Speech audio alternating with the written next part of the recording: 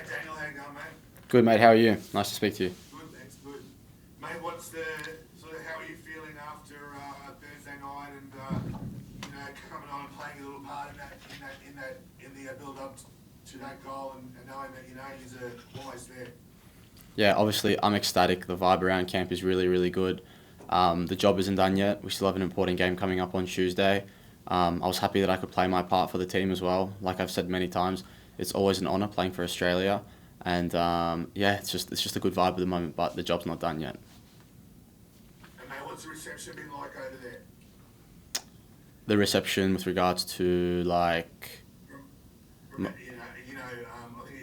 it has come up a couple of times. How Qantas said the other day that it might be a bit, I probably won't be sort of welcome, but then Jason said it hasn't been too bad. How have you seen it?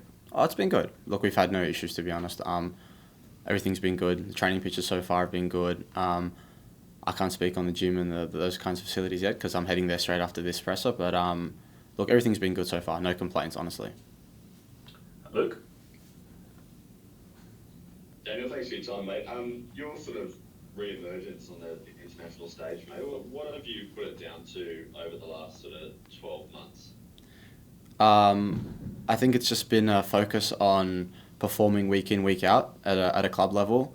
Helping my team score goals, but also doing the other side of the game, which I think I've improved on massively lately, which is defending and being tactically disciplined.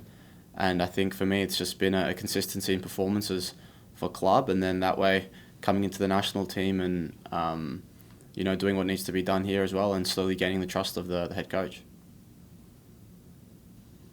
With your club future, mate, are you wary that in 12 months, you hopefully be at a World Cup and that you need to be playing, and that obviously is going to be a big part of deciding where you go? Is that part of the equation? Of course, I think anyone now, any of the boys that are looking to move or are off contract, I think that thought process will be in their head. It's a big deal, a World Cup. It's massive. Everyone wants to be a part of it. It's going to be very competitive. We know we've got a lot of talent as well coming out of Australia. So I think it's definitely important that if I go somewhere that I'll be playing week in, week out. I'm not sure what I'm doing yet, what direction I'm heading in, but that's definitely part of the equation. It's something that I'll consider for sure. Joanna? Hey Daniel, thanks for your time. No worries. Obviously a massive game on Wednesday. Do you have to dig a little deeper for fuel, or is there's enough motivation for you? For me, when I play for Australia, it's always such an honour, and it's a massive sense of pride for me and my family. So for me, I never need any extra motivation to play for my country. Yeah, for me, it's always a special feeling, to be honest. How are you going with the heat over there too? It's very hot, but the boys have obviously climatised. The ones that weren't involved in the final series, they climatised beforehand for 2 weeks in Abu Dhabi, and we've been doing a lot of stuff off the field with like sauna and like sauna sessions to try and help us adapt. So look, it's hot, but it's definitely something that's manageable for us. Joey? Hi Dan, mate. Hope you're well. You obviously got a taste of the World Cup at an incredibly young age back in 2018. Went there in 2022. Now the potential World Cup qualification is just 90 minutes away. Just what is the feeling that you've got inside, knowing that you get a chance to qualify for that tournament again, and you're almost back there again after experiencing it so young? Yeah, it's an incredible feeling. For me, it's actually a little bit more special because for the first time I'm involved in the qualification process as well.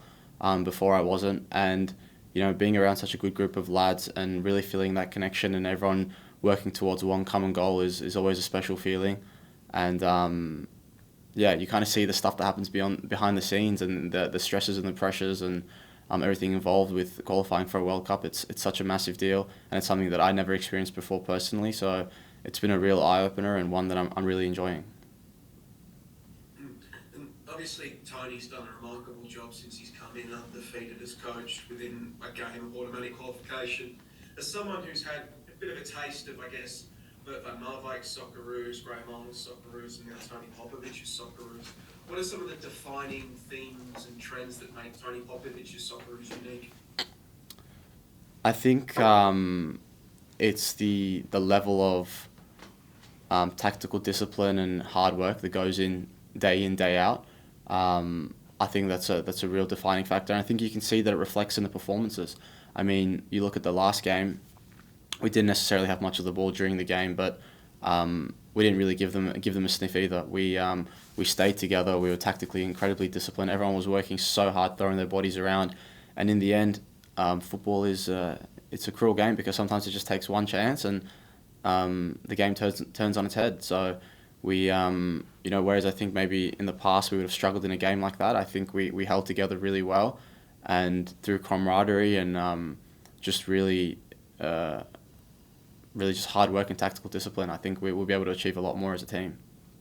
Because that way you get more space to express yourself as well going forward, because you are defensively so solid. John, are you having audio issues?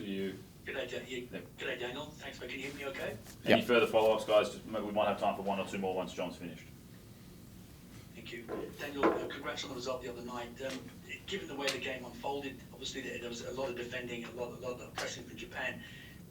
How much of a good preparation will that be going into Saturday? Because they have to put their foot down and try and get on the front foot. Could that open up the door at their defensive end for us to try and exploit? Yeah, absolutely. I think the game's going to play out very, very differently. Obviously, from the Japan game, they've got a different identity as a country with the way they want to play as well. Look, it's going to be a very different game in a lot of ways, but I do think that there is going to be more space to exploit them as well, because obviously they're going to be a little bit kamikaze given the situation, because they need to come out and get a big result. So I think it's just natural that there'll be more space going forward, but we also need to be really disciplined defensively and make sure we don't give them a sniff. John, another one from you. And just in terms of how you guys have got back down to earth, obviously the way that the late winner from Aziz obviously got everyone was going nuts here as well. How hard has it been to get back your feet back on the ground and get back onto that kind of okay? We still got this another hurdle, albeit not as big. I think our feet came back on the ground pretty soon after the game, to be honest, because obviously the result of the game, and then we also had that we had a little post-match meeting with the boss, and he spoke to us about the importance of being professional in every capacity when you represent your country, no matter the situation. And honestly, I agree. So obviously everyone was really ecstatic, everyone was really excited, but we know the job's not done, and we're also here representing Australia, which is not a small deal. And one more follow-up we've got time for, Luke, so throwing it your way. No worries. Thanks, buddy. Daniel, a lot of football fans in this country are very pleased to see you start to enjoy this period of your career, and for us to be able to see what we're seeing from you over the last 12 months. Did you ever think that there was a period there where your cards were a little bit marked at international level and you might not get to experience what you're going through now?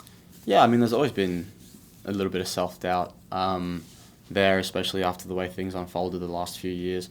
But look, that's in the past now. Football is a game that changes very quickly, up and down, positive, negative. I'm happy to be in the situation that I'm in now.